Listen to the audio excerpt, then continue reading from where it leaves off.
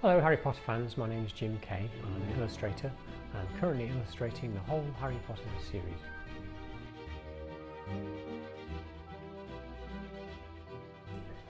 The techniques for illustrating A Chamber of Secrets were slightly different from book one in that I wanted it to have a slightly different feel, a different look, because each book's going to have its own sort of personality, hopefully that's the idea. So we changed the way the chapter openers were created, so they're smaller, little oval chapter openers, which is changing again for book three. And I used different materials, so this is the first time we actually see magic in its physical form. And for this I used powdered dyes, so a bit like the powders that you use to dye fabrics. And I threw them onto wet paper and you get this beautiful sort of explosion of different colours.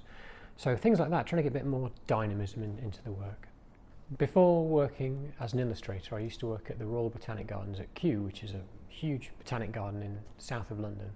And that still affects really everything I do, because I've always loved natural history, I've always loved plants, and I've always wanted to get those subjects into my work. So you'll see lots of things like insects, birds, but also this was a great opportunity to do something like a palm house, because there are 3 greenhouses in Harry Potter, and so the end papers of the book, I think that's my favourite illustration, was working on the end papers, because it was getting a chance to draw these lovely sort of glass houses that hold all the tropical plants and unusual botanical specimens. I've only shown glass house number 1 so far, so in later books I'll show the others, and I've already drawn one of them, and they get more and more bizarre. They sort of build the glass houses to fit around the plants, which is not what you normally do.